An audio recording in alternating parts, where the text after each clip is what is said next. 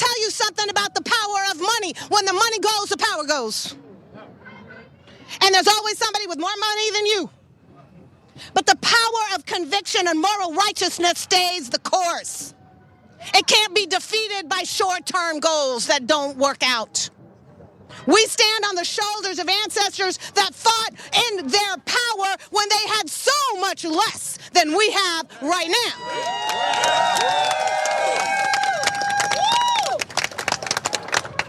We have been taught and told that people who have big titles, who have a lot of money, who have a lot of access to government, that they're the powerful ones and we're the ones that are to be stepped on. Well, that's about how we think. And it's the way we think that makes it true. What happens if we change the way we think? What happens if we stand up, stand strong, and say, you know what, we're coming for you? Yes. And there's more of us.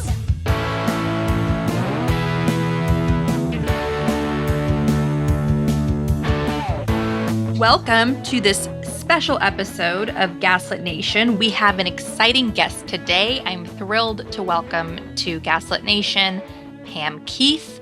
Pam Keith is the Democratic nominee for Florida's 18th Congressional District, which is right next to Donald Trump's district where he hosts foreign spies at Mar-a-Lago.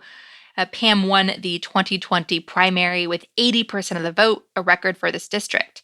Pam is the daughter of a U.S. diplomat and a former U.S. ambassador. She was born in Turkey and lived in Morocco, Syria, Brazil, and several U.S. cities before going to high school in Oakland, California, and attending my alma mater, UC Davis, for her BA and master's degrees. She then attended Boston College Law School, where she was moot court champion and made law review.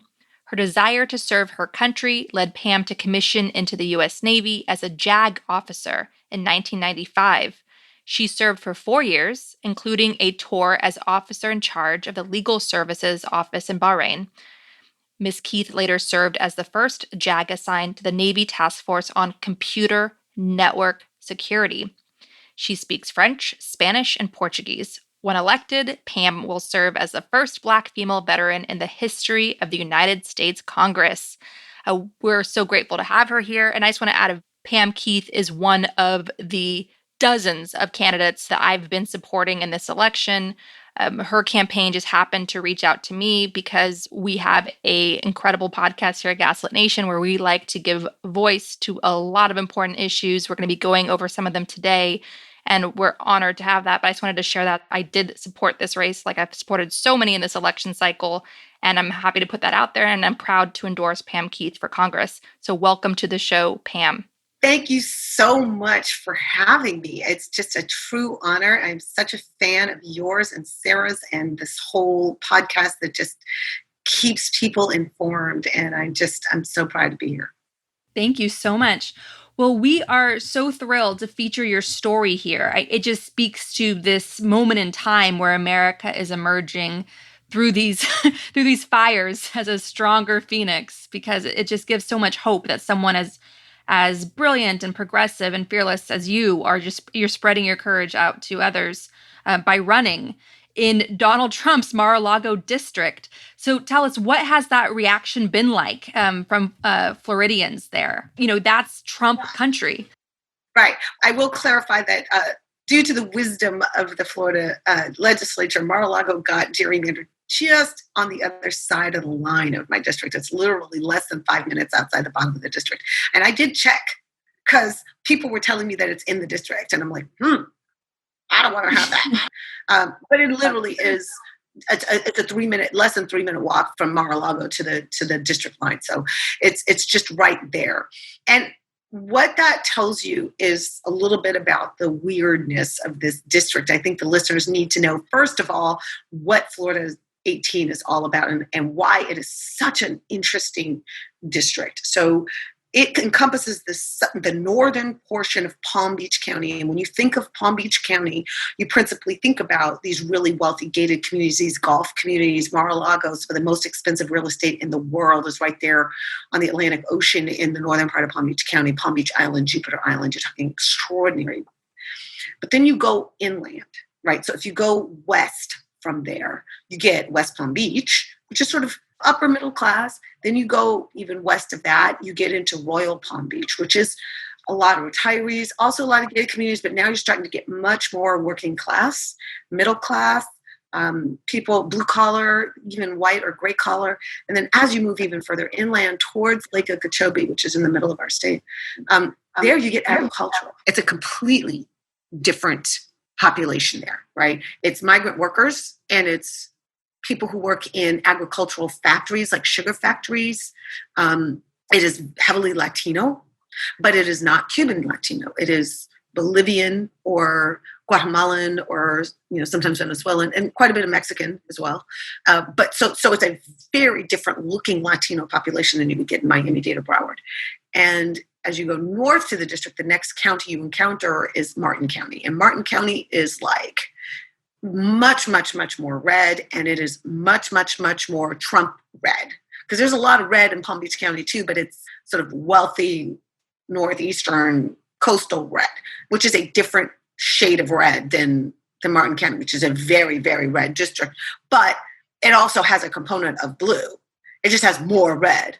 But the more red is redder, like if you know what I mean. I mean, it's just super pro-gun and so on.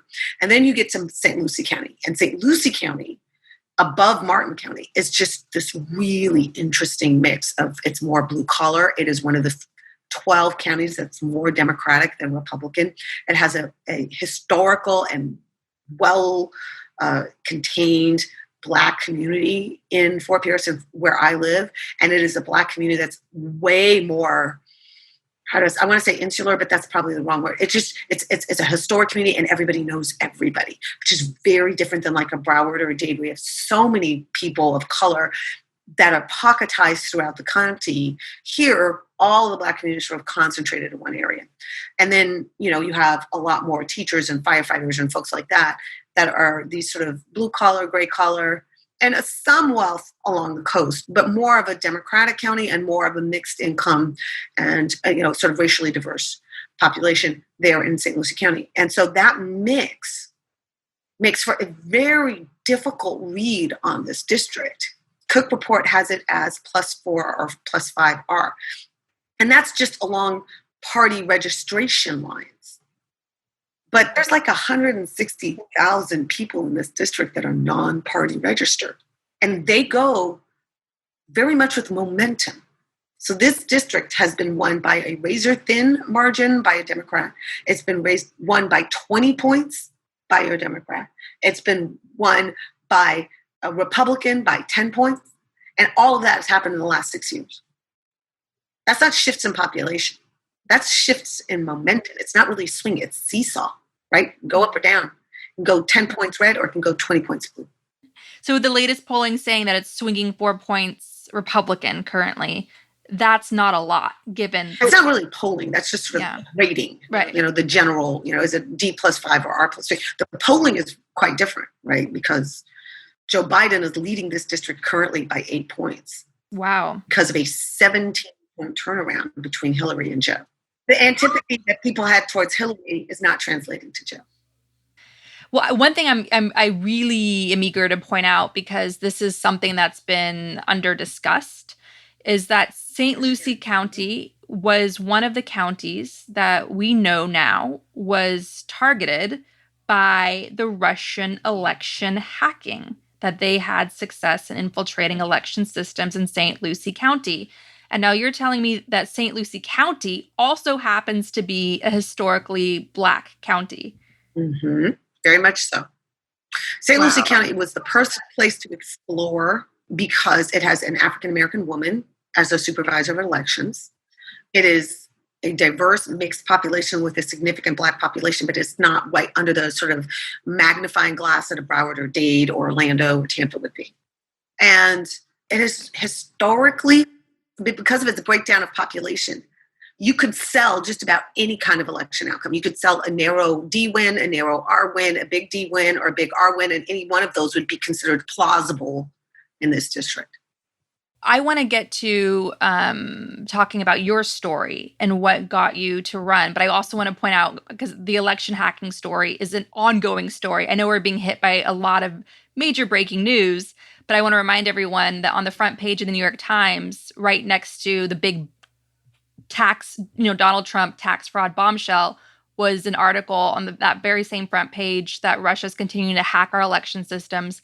And I just want to point out that St. Lucie County, being a historically Black county, targeting Black Americans generally was a big part of the Kremlin strategy in attacking our democracy in 2016. So that's something we all have to be vigilant of. Pam, in terms of your story, what inspired you to run? First thing that inspired me to run is listening to my inspiration. I've only twice in my life have I had a kind of epiphany that made me feel like I was moved, called, needed to make a certain move. The first one was during Rodney King. I was a young woman and I was trying to decide what kind of career I wanted to have. And during those Rodney King hearings, I was glued to the TV, but I was also kind of screaming at the TV about what the lawyers should be asking, what they should be arguing. And I had this kind of aha moment, like, ooh, I should be a lawyer. Because nobody in my family had been a lawyer. So I was like, I think I should be a lawyer. And so once that kind of hit me, it was like, oh, I'm going to put everything I have into being a lawyer. And I did. What I didn't do was plan on how to pay for law school. That was a different thing. But what I did do was plan to get in, and I did. And I had this kind of vision of how I wanted to, what I was going to do and so on. So that was the first time that I had like this really strong sense of being called to something. And I just did it. And I knew that that was the right move. The only other time in my life that I had that kind of feeling was watching Marco Rubio give the answer to the State of the Union in one of Barack Obama's State of the Union. And he was cotton-mouthed and he was sweaty and he was like drinking water in the middle of the speech. I mean, it was ridiculous. And I'm listening to the content and I'm looking at the performance and I'm thinking to myself, how is this guy a United States Senator? How is that possible? And it hit me because he ran, because he tried. And that was that second time where I felt like, ooh, this intrigues me. I'm pulled to this. Now, I didn't act on it at that time, because who does that? But as something, I was working in-house at a large company, one of the biggest producer of clean and renewable energy, a company called Next Era Energy. I was working in-house for them. And they were going through all these changes. They were making changes in the legal department. And I'm sitting here going through, well, okay, so what do I want to do? Want to stay? Want to go? And it hit me that what I really wanted to do, what would intrigue me, what I couldn't put aside was this idea of going into politics and using all this experience that I have to be the advocate of the people. And that was kind of my road to Damascus moment. Once I decided that my rest of my life is going to be advocating for the people and advocating for smart policy and using all of this experience, knowledge, education, whatever, I'm going to use it in service to my country and to my people. That was it. And there was really nothing I wasn't willing to give up in pursuit of that. Not that I knew I would have to when I started, right? I thought it would be so much easier than it actually is. But once I decided that that was my path, then I just, I got on that path, and it's been, 4 solid years of crawling over glass to get here. But I just stay with it because it just feels like what I'm supposed to be doing. And I feel like to whom much is given, much is required. And who better to put your talent and your energies and your passions in service to than the people of the United States? Who better? So that's why I do it. And that's why I feel like I'm willing to stick it out when it's hard. That is exactly right. Seeing Mark Rubio grasping desperately for water in his nervous State of the Union response, this little kid up there shivering in his boots, and seeing those guys and just thinking to yourself, if they can do it, what's my excuse? And the way we're going to take our country back is flushing these idiots out of power. It's about rebuilding the system by us becoming the new system. And that's going to take a lot of brilliant, fearless, progressive people like yourself standing up and saying, it's my turn now. You've had your chance. You got us down this destructive path. Let's go. And that's what we need. We need so many people, from dog catcher to city council, all across the board, just running for office, period. We all need to become the new system to save ourselves. So what advice do you have for somebody listening who's not there yet, who is just doing their day job and they don't have their voice? Because I think one thing you and I could have our own show about is the power of finding your voice and how your voice does show up for you once you decide to claim it. But so what advice do you have for someone listening who's not there yet, but we should be, because we desperately need their talents right now? Well, I have 3 pieces of advice. Piece of advice number 1, you are exactly who you need to be. There is no such thing as a model for what it looks like to be a leader. There may be a model for what it looks like to be a politician, but there's no model of what it looks like to be a leader. What you are in this very moment, as you're listening to me, what you are right now is exactly what we need. We need you, because you are unique. You bring to the table only in the most unique combination the things that you've been through and have experienced and are passionate about. And the way you feel about it and the way you think about it is absolutely unique to you, and it's valuable. So the first thing I say is you're awesome and you're you, and you don't need to be anything else. The second thing I will tell you is nothing in your background or no mistake you've made, no error is unforgivable if you're willing to own it and you're willing to say, hey, this is what I learned from it. The concept of like, oh, I can't run because I have skeletons in my closet. Have you watched the GOP lately? They have whole cemeteries in it, right? There's nothing you've done that forecloses. They've got mass graves in their closets. They literally right? Like, exactly. So the notion that, some mistake that you've made or some bankruptcy or a loss or whatever, incarceration, even if you've been incarcerated, that's not a deal breaker. There are probably a whole bunch of people who can relate to your story. As long as your story is a redemption story or a growth story or a lesson learned story, then any mistake can be forgiven if you are honest and able to communicate what you got out of it and why that makes you a better leader. The third thing I will tell you is always tell yourself yes. I don't have no in my vocabulary to myself because the whole world tells me no. And I don't need to add my voice to that chorus. So I don't. I always tell myself yes. Am I a badass? Yes. Am I smart? Yep. Am I hardworking? You got it. Yes. I tell myself yes all the time. And I know that sounds kind of trite, but as an African-American woman in this game, let me tell you, you get so much feedback that you're not quite right or not a good fit or not a team player I'm not a team player. I'm a team leader. It's a different concept. I'm building a team and I'm the leader of that team. So I always tell myself, yes, absolutely. Yes, I can do it. And the last thing I will tell you is that the hardest thing about doing this is not policy. That's the easiest part. The second easiest part is getting out and talking to people about policy. That too is extremely easy because you're passionate about it. And what you're passionate about comes naturally. But this game at this level is 90% patronage and power and 10% policy, if that, right? Politics at this level is principally about who thinks they can control you, who thinks they can get something out of you, who you have to partner with and parlay with, whose support you can glean, who has a pet issue or a pet person that they need something done for. It is horse trading of power. And so if you understand that, you are way ahead of the game because that is something I absolutely did not understand when I started this. I was this bright-eyed, bushy-tailed person who was like, hey, the power's in the people, and if they vote for me, then I win. That's true, but the people won't know anything about you without resources, and the resources are always tied to power. And so you need to understand that. That doesn't mean you can't grow your power or generate your own. Andrea here has generated her own power. So has Sarah Kendzior. They've generated their own power by speaking their truth, by speaking their voice, by developing a sense of expertise and people wanting to be validated by them. When people want you to validate them, you are now powerful. So there's a lot of different ways to build power, but you have to understand that the blocking and tackling of politics is not policy. It's power. If you understand that, you understand everything. Wow, that's incredible. Thank you so much. I feel like that's going to be a Gaslit Nation classic tutorial. What are some issues that you are hearing a lot about in your community? What are voters saying to you? Like, what's the temperature there on the ground?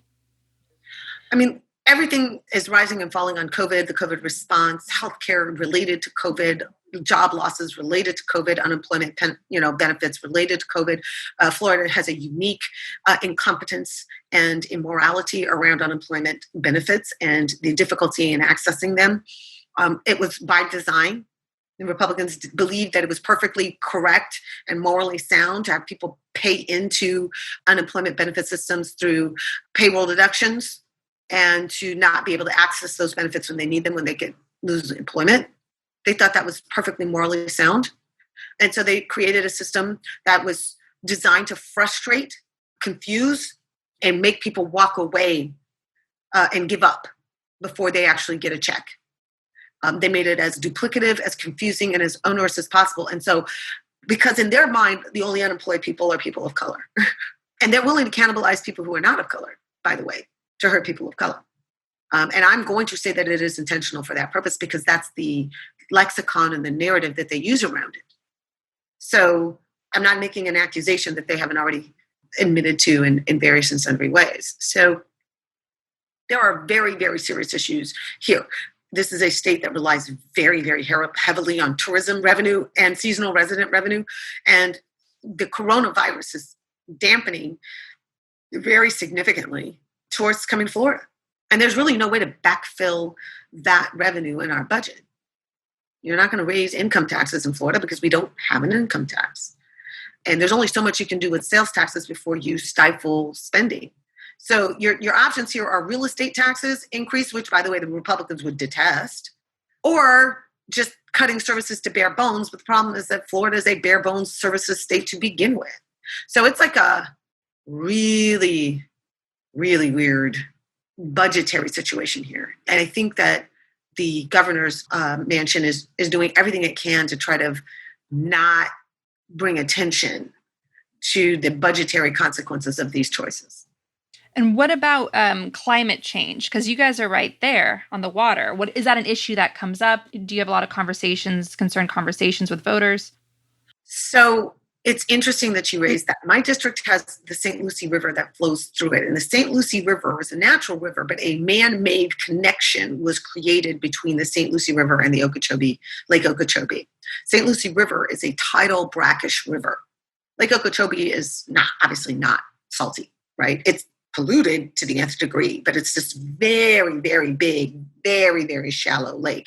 Imagine it as like the world's biggest pond. Historically, before man put their hands on it, Lake Okeechobee expanded and contracted with the rainy seasons. But then eventually people figured out that the land around Lake Okeechobee was really, really fertile land because of that constant, contracting and expanding of water. Sediment is excellent, robust earth in which to grow stuff. So they put a wall around Lake Okeechobee and said, okay, we're going to use this land for cultivation. And the problem is that when a shallow lake that's supposed to expand and control, you put a wall around it, what happens? It goes up and down instead of out and in. And when the lake goes to a certain level of up, it just starts to overflow that wall, that levee, and it floods the land around it. And that, of course, kills crops. And so we now manage the water in and out around Lake Okeechobee around the needs of agriculture. And that decision has created an untenable situation with water management, where when the lake gets to a certain level, they release water into these rivers. On our side, it's the St. Lucie River. On the western side, it's the Caloosahatchee River that flows into the Tampa Bay, right? And they flood those rivers with water from Lake Okeechobee.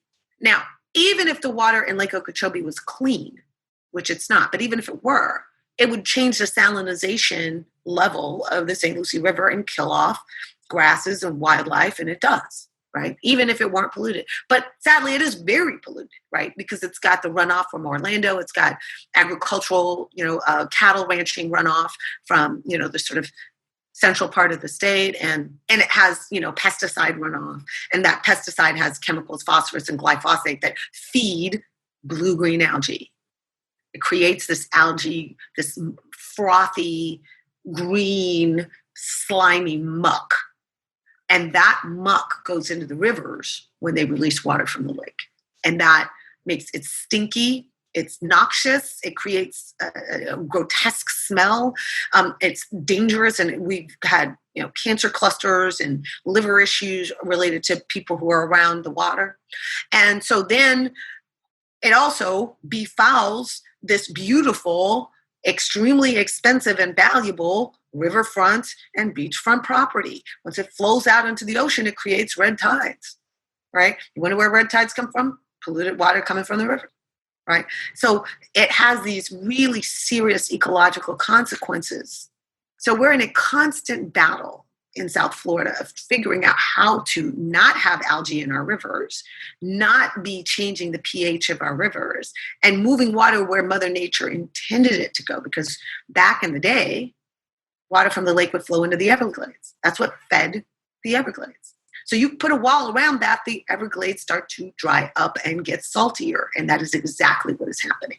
So if you're an environmentalist like I am, you are concerned about the problems with feeding dirty water into the Everglades, the problem of not enough water into the Everglades, the problem of drying up of the Everglades. You're worried about the salt level in the river. You're worried about the riverine environments, the lagoon, the mangroves, the manatees, the waterfowl. You're worried about all that. But if you're a phony environmentalist like my opponent, the only thing you're worried about is the muck on your riverfront property.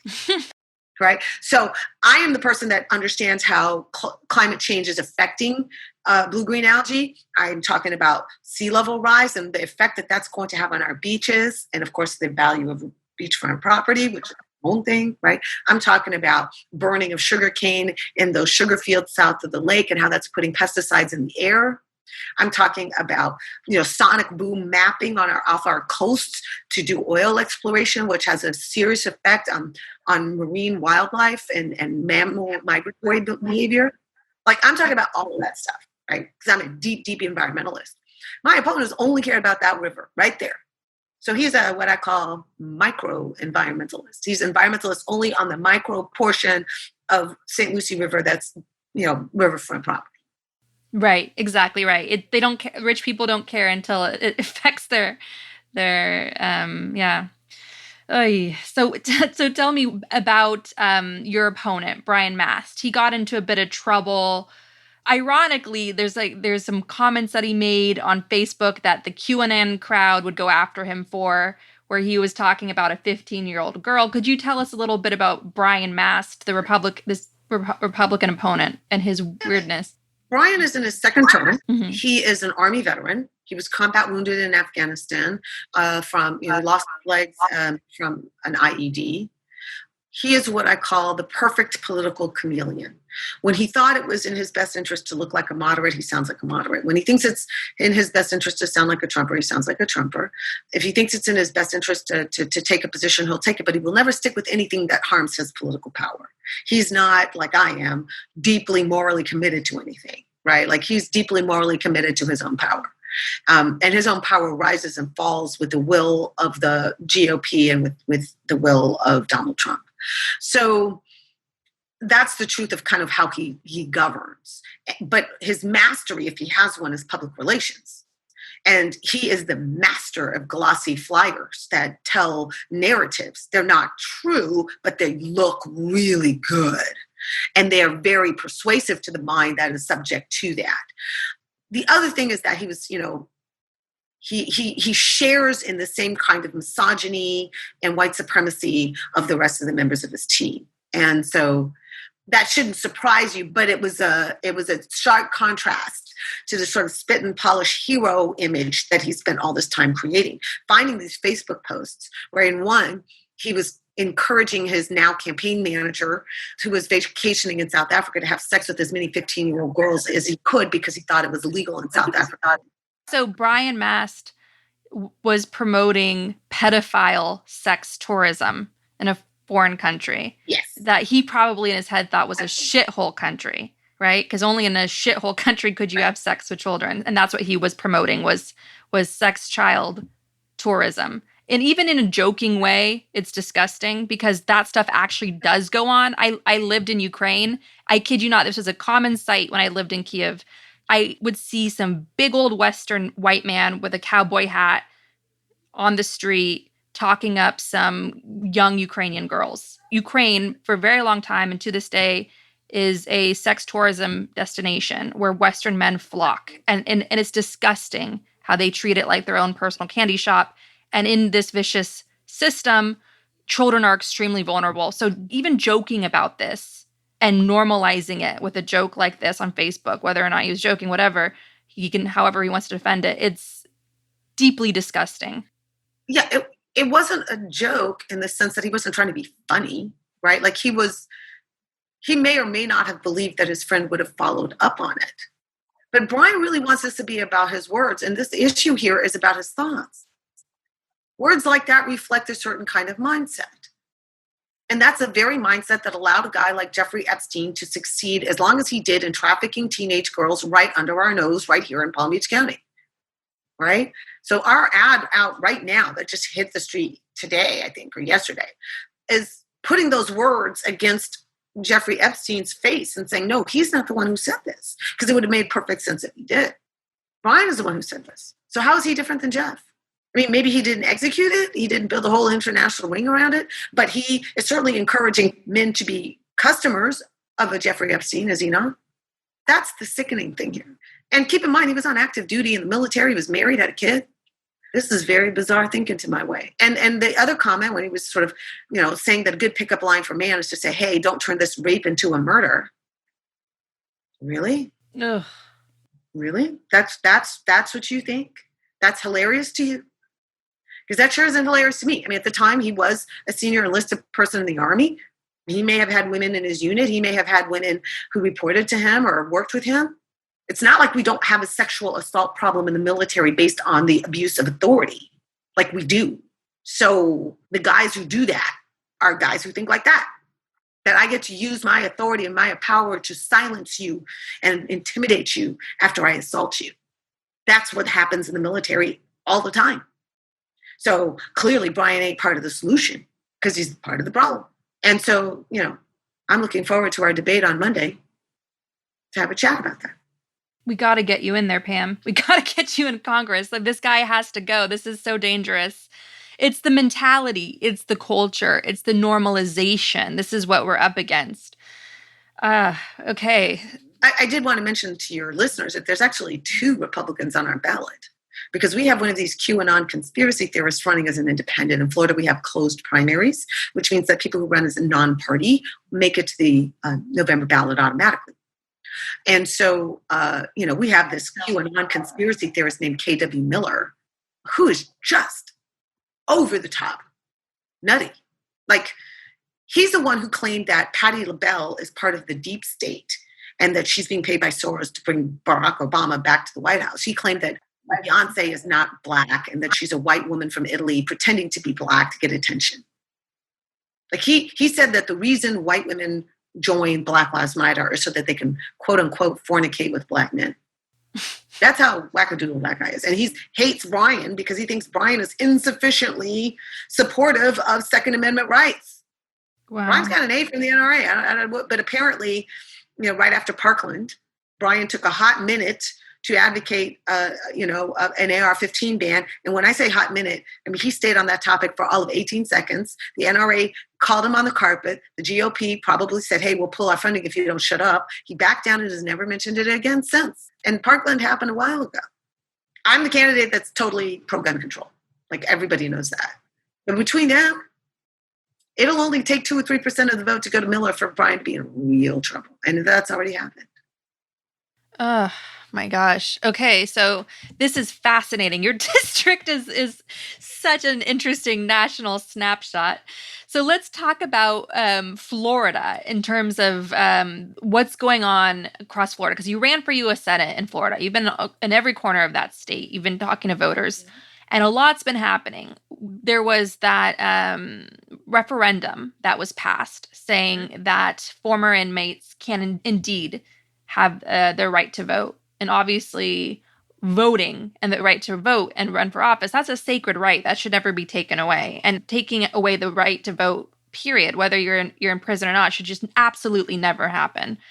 And since that was passed by voters in Florida, giving former inmates their rights back, the Florida GOP reacted by saying, okay, but not until they pay their fines, essentially enacting a poll tax, which Michael Bloomberg then swooped in and said, well, I'll pay it off.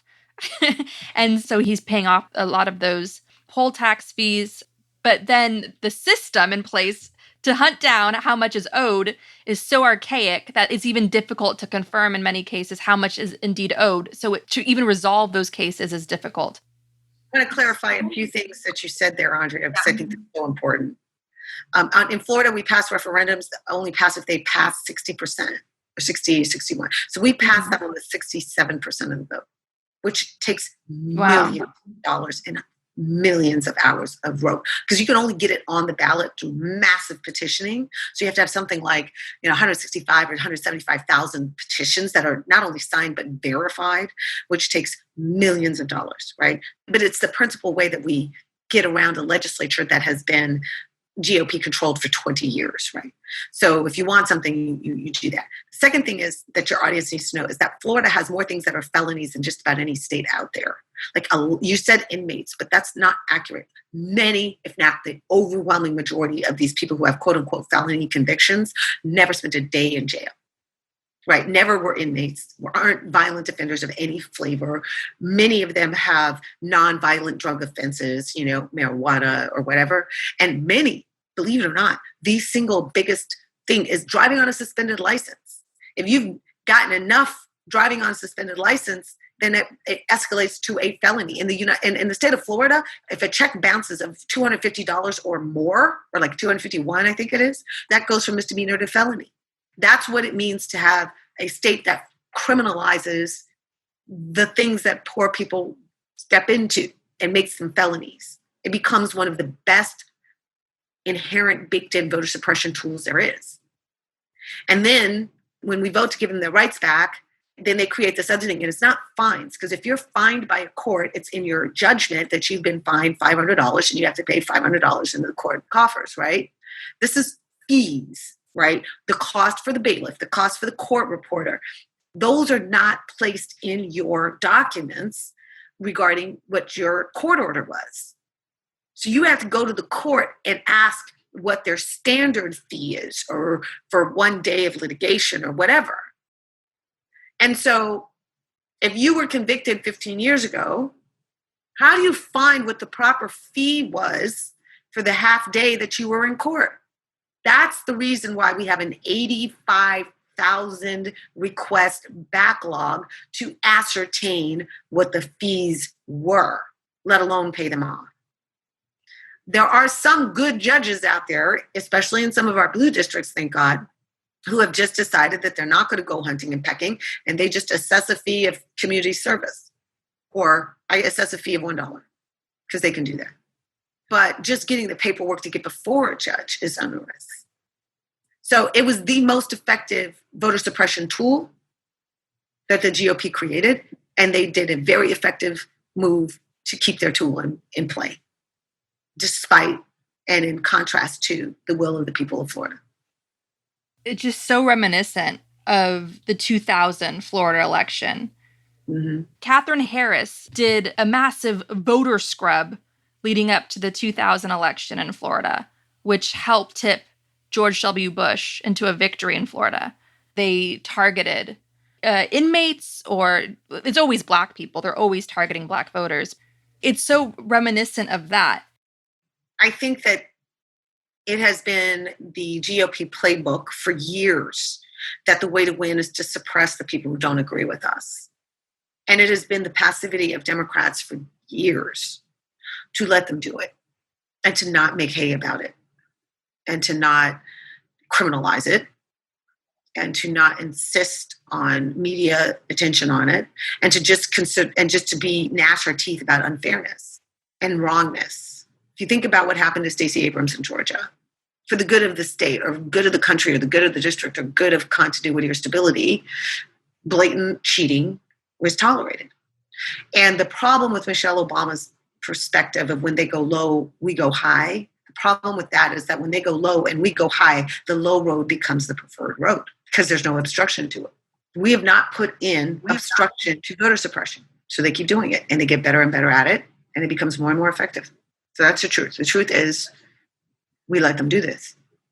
And what you're saying is we need to criminalize voter suppression. If it were left to me, you mess with somebody's vote, not only do you go to jail and pay a massive fine, but you lose your right to vote forever. It is a permanent bar to ever voting yourself. Because it's not an injury to an individual. It's an injury to the democracy. To me, voter suppression, election fraud is an injury to the United States of America and should be treated that way. It should be on par with treason. If you are intentionally taking a vote from someone because they don't agree with you, if you are intentionally perpetrating a fraud on an election result to get something you want, that ought to be right up there with the most unforgivable crimes against your nation, because it is exactly that, a crime against your nation, not just against Black voters, right? It is a crime against the intention of the founding fathers of this country, and it should be treated that way. That's my opinion. So in terms of the current state of Florida, it's a swing state. There's massive voter disenfranchisement, as there's historically has been. And there's also election vulnerabilities, as with election hacking, as we saw in 2016. With all of this combined, what are the chances of Biden winning Florida? And how could Biden overcome all these obstacles? It is very hard to say. I don't know if you know who Rachel Betikofer is. She's a data person, statistics person. She dives into these really deep analytical takes on things that are going on. Her take is that Florida is Biden's to lose. I think I agree with her. We have what we need here to win in terms of votes, but we have execution issues, and we have focus issues, and we have resource issues. The Republicans are treating Florida like it is the alpha and the omega of the election. They are outspending Democrats 5-1 here. The Democrats, especially the donor class, are obsessed with the Senate. And rightly so. I'm not saying that that's wrong. I'm just saying it's ubiquitous, which means that because Florida doesn't have a Senate race this cycle, we are the wicked stepchild of the election cycle. We only have 3 what we consider competitive pickups. We have 2 that are sort of border, just outside of what we consider competitive. And then we have 1 major one that we're defending in Miami, Debbie Murkisel-Powell. That's it. That's a total of like 6 out of 29 electoral seats, 29 seats. And of those 6, only a handful are drawing money from out of state. Does Joe Biden's team make up the difference with hundreds of millions of dollars? Well, even if you were to say, yeah, Bloomberg money is going to be playing here, but it's playing in Orlando, Miami-Dade, and Broward. It's playing in the big media markets to buy ads. And to some extent, I guess it's augmenting other kinds of spending. But the problem is that big campaign, that gubernatorial and that senatorial that would do all the work of organizing volunteers up, down, and sideways, that is missing. And to the extent that the Florida Democratic Party is doing grassroots work, and it's doing it principally with respect to voter registration and vote by mail registration. It's not doing it in terms of getting candidates' names out or connecting voters to candidates, mind you. So this is the problem. We are building an entire state turnout model on the degree to which people like or don't like Trump and Biden. And that's beyond foolish. Because as we found out last night, the narrative between Trump and Biden can change on a dime. Last night being the Trump testing positive for COVID. Right. That throws the narrative of the presidential into total whiplash chaos, right? But if I'm building rapport and name recognition and brand with the voters in my district, I'm the safe harbor for them. They're here for my success. And it's my campaign that's organizing all of that. So we have 600 volunteers that we organize and deploy to get people to vote for me, but also at all, right? And that's not dependent on the mood nationally. That's dependent on what's going on the ground here locally. And not having that local ground build is just incredibly foolhardy. And I think to a certain extent, that was the mistake that the Hillary team made in Florida. And I'm seeing the same mistake being made now. And Florida is unusual in that it has such a diverse, pocketized minority vote, right? It is not like Texas, where the overwhelming majority of Latino voters are from Mexico or Mexican heritage. Here, we have a totally different attitude and background from the Cuban immigrants, and also when those immigrants came to Florida, because if they came in the 20s and 30s, they are completely different politically than the people who came during the Bay of Pigs time, who are completely different than the people who are coming now, right? Totally different voting ideas there. We have Dominicans who think very differently than Venezuelans, who think very differently than Guatemalans, complete, radically different worldviews. And we don't seem to have the kind of pocketized messaging that's effective with that kind of diversity. I mean, the Haitians don't want to be viewed as same as Native Black here. Neither, by the way, do Jamaicans or Bahamians. And don't confuse Jamaicans with Bahamians or Trinidad and Tobago immigrants. Like that, they don't want to be viewed as the same. So the tough nut to crack in Florida in terms of mobilizing from the ground is that it requires not only a tremendous amount of resources, but it also requires a tremendous amount of local knowledge and pocketed communication, which the party never seems to be able to unpack. It seems to have this one-size-fits-all Latino engagement model that works in like Nevada, but will really not work here. And that's why the congressionals and the gubernatorials and so forth provide that kind of local intelligence about how to talk to these pockets of votes. And that's being just completely cannibalized in this election cycle because we just don't have that big eye-popping race that brings money to Florida. And on election night, if Florida is in the red column, what does election night look like? I mean, let's think about the strategy of the GOP here. Their goal is to put Florida in the red and then attack the late count Midwest states who are going to be counting ballots after Election Day. And they're going to try to force courts to stop the vote counts, throw out those ballots, say that they're fraudulent or whatever. They're building that narrative right now. Right now, they're building that narrative. Right? So if Florida's in the blue column on election night, none of that other stuff matters. Right? They're not going to win if Florida's in the blue. But the whole thing is now in jeopardy if Florida's in the red. And so when I'm on call time calling donors all over the country and I'm saying, hey, we need your help here. They're like, oh, I'm not, the Congress is good. I'm not giving Congress. I'm only giving to the Senate and Joe. And I get that literally over and over and over and over again. And I'm like, yeah, but Florida's still 29 electoral votes. Don't think of me as a congressional candidate. Think of me as the Senate candidate for Florida. Because this campaign is the one that's going to do the pocketized, local savvy work to turn out those votes. And if that's what we need to win Florida, then this is the campaign that's doing that. Wow. So how can people listening get involved? How can they get involved to help your campaign?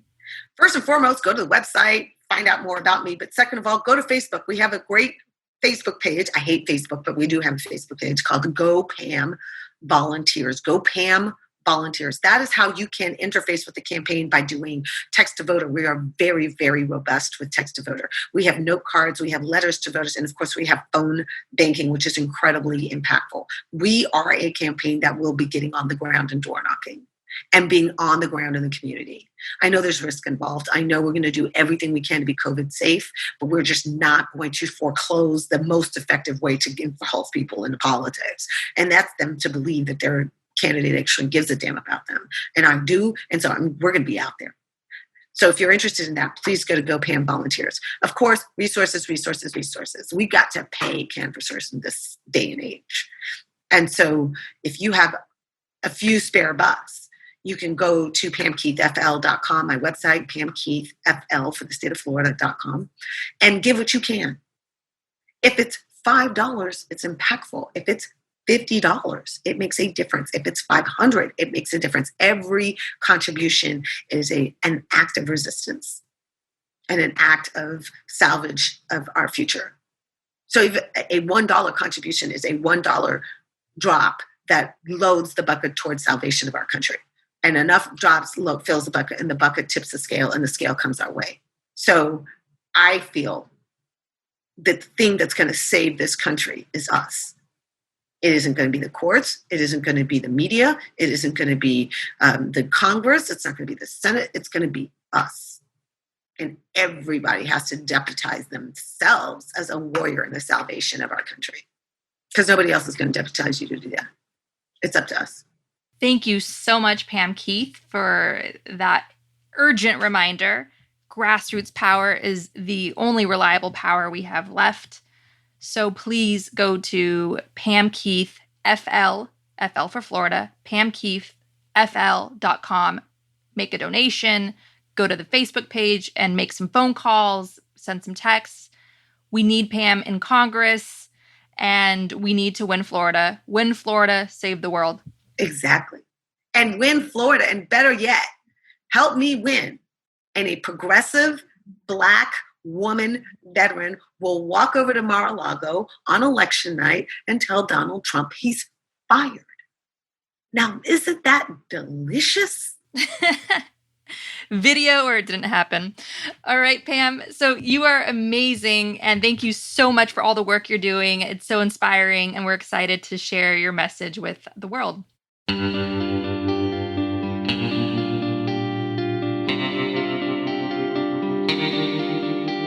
Our discussion continues, and you can get access to that by signing up on our Patreon at the Truth Teller level or higher. We want to encourage you to donate to your local food bank, which is experiencing a spike in demand. We also encourage you to donate to Direct Relief at directrelief.org, which is supplying much-needed protective gear to first responders working on the front lines in the U.S., China, and other hard-hit parts of the world. We encourage you to donate to the International Rescue Committee, a humanitarian relief organization helping refugees from Syria. Donate at rescue.org. And if you want to help critically endangered orangutans already under pressure from the palm oil industry, donate to the Orangutan Project at theorangutanproject.org. Gaslit Nation is produced by Sarah Kensier and Andrea Chalupa. If you like what we do, leave us a review on iTunes. It helps us reach more listeners. And check out our Patreon. It keeps us going. And also subscribe to us on YouTube. Our production managers are Nicholas Torres and Carlin Daigle. Our episodes are edited by Nicholas Torres, and our Patreon exclusive content is edited by Carlin Daigle. Original music in Gaslit Nation is produced by David Whitehead, Martin Vissenberg, Nick Farr, Damian Arriaga, and Carlin Daigle. Our logo design was donated to us by Hamish Smith of the New York-based firm Order.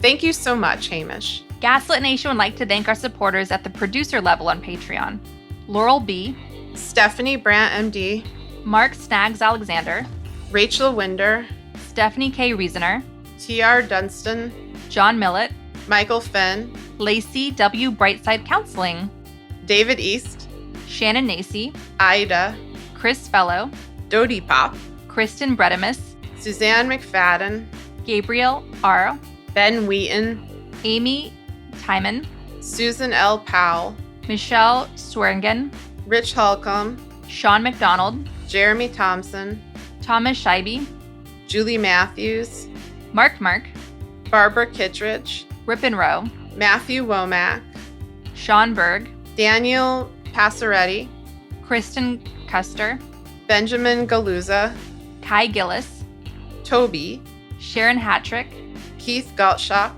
William Barry Reeves, Janet Robinson, John Atrix, Richard Smith, Emmy, Kevin Gannon, Sandra Cullinan, Michael Steiniff, Oliver Ash, Ren, Kat Cooper, Katie Masuris, John Laughlin, Jeff Thompson, Evan Rosemore, Ray Alba, Leo Chalupa, Carol Goldstad, Michael Wooldridge, Greg Kreimer, Fontaine Carpenter, Jason Benke, Marcus J. Trent, Joe Darcy, Ann Marshall, wait, I lost my place. Sorry. Victoria Nordgren, Solomon Hikes, George Hughes, Christine Morgan, D.L. Singfield, Matt Perez, Nicole Spear, Kelly Ranson, Brian Tajudin, Gustav Halsby, Christy Vitale, Adam Levine, Maureen Murphy, Michelle Dash, Jens Eilstrup Rasmussen, yawns, Zachary Lemon, Dorothy Komarick, Victoria Olson, Alabama, Jason Rita, Margaret Moe, Z. White, Rich Craw, Alan Liu, Brian Collins, Lisa LaFlame, Catherine Anderson Karina, Lawrence Graham, Mike Tripico, Diana Gallagher, John Ripley, Ethan Mann, Jennifer Slavic, Rhonda White, Piet Itzma, David Porter, Kate Cotton, Lorraine W. Todd, Lynn Schneider, Kevin M. Garnett, Jared Lombardo, Karen Humphreys, Ann Marshall, Irina Guardia, Eric Kaplan, Sonia Bogdanovic. Tanya Chalupa. Thank you all for your support. We could not make this show without you. Yes, thank you.